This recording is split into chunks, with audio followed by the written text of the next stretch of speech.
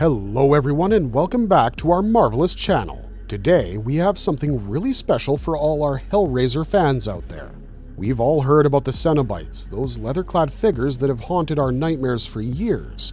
But there's something lurking in the shadows behind these iconic figures, something that honestly we think is even more disturbing than the main attractions themselves. That is exactly what we'll be taking a look at today, the creatures that follow the Cenobites. So go ahead and grab some popcorn, sit back and enjoy as we dive into a video exploring every Cenobite pet that we've ever heard of. Before we get into this explanation though, we do have a very small request. If you like our content, please support us by subscribing to the channel. This is a small click for you, but for us it means a lot. Thank you. Let's begin.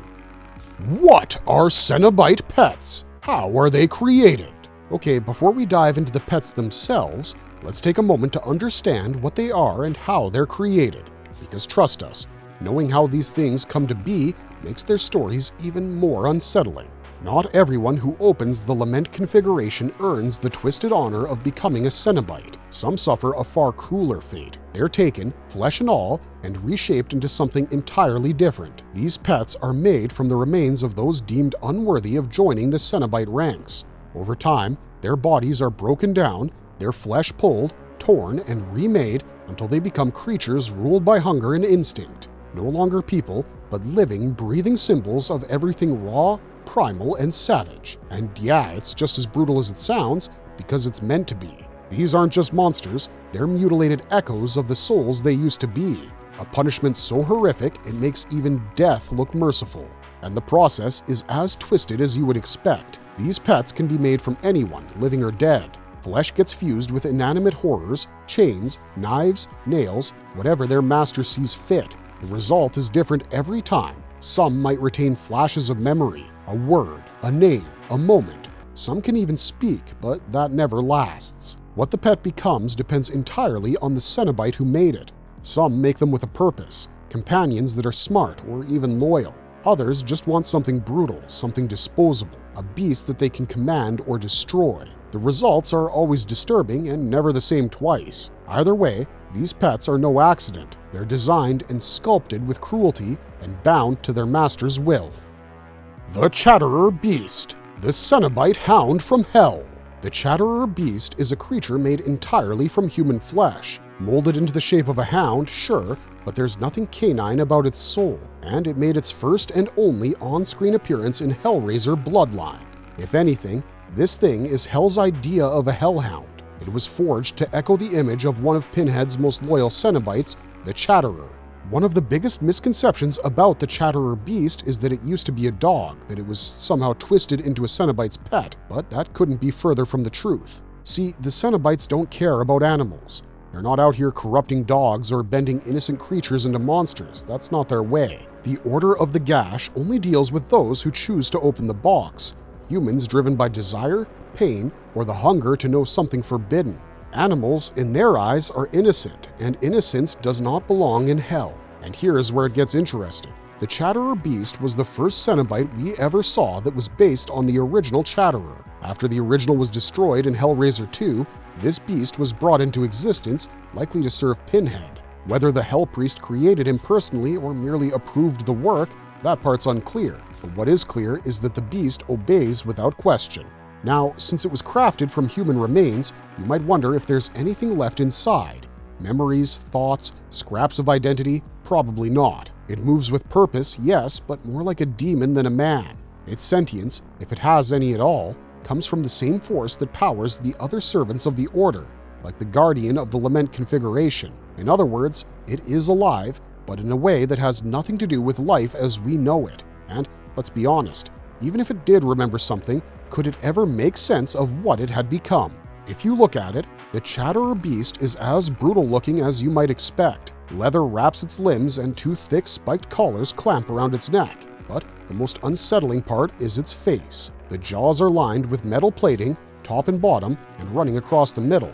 It's hard to say whether this was to hold the flesh in place during its creation, to reinforce the jaw for violence, or simply an aesthetic decision from its Cenobite creator.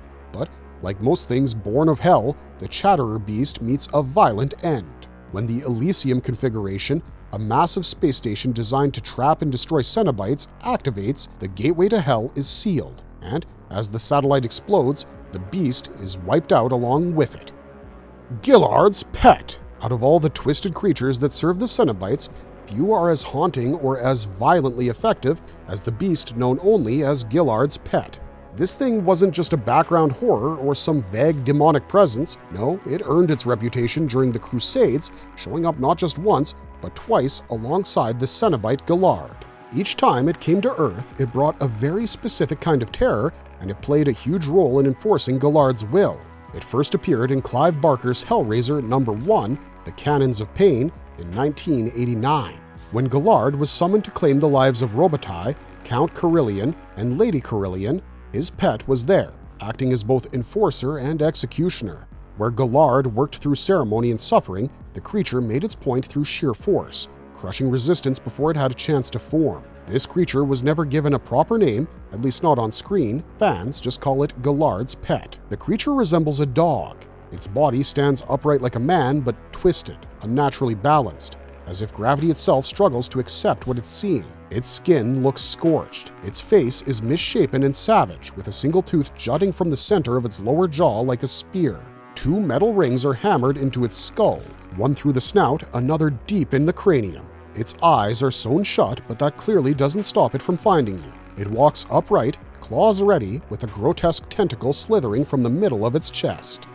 Agatha, the Guardian of the Threshold.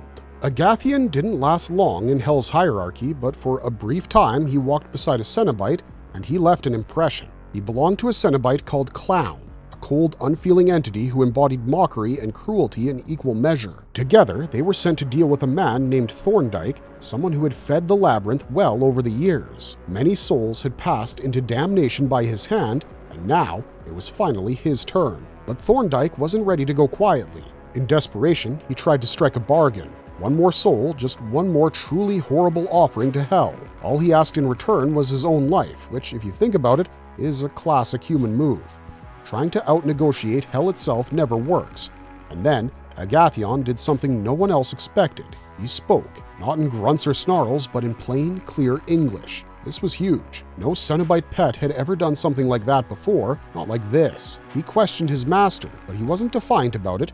It was something worse when it came to Hell. Compassion. He asked if mercy was possible. Clown's response was immediate. Without showing any emotion, he turned to Agathion and attacked with a surge of electricity that ripped through the creature's body. Agathion disintegrated on the spot. Sympathy, in the eyes of Hell, was a weakness that demanded execution. Sounds horrible, right? Now, what did Agathion look like? Imagine something canine in form but built like a small tank.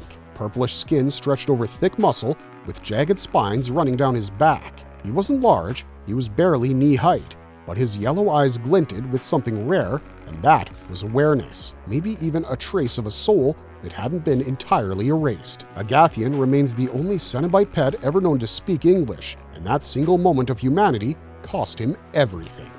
Marvelous verdict! Well guys, with that, we've reached the end of another wild video. What I personally find fascinating about these creatures is how they aren't just random horrors, they carry pieces of their masters in them. It's like every one of them is a twisted extension of the Cenobite who created them, each with its own disturbing personality. Now that we've unpacked their dark and bizarre stories, we'd love to know what you think. Which one creeped you out the most, and do you believe there's a bigger system behind these pets, maybe some kind of unspoken order in Hell that we haven't fully uncovered yet? Drop your theories in the comments down below, and hey, if you had a good time with this one, don't forget to hit that like button, share it around, and subscribe for more horror lore breakdowns. Thanks for watching, stay safe out there, and have a marvelous day.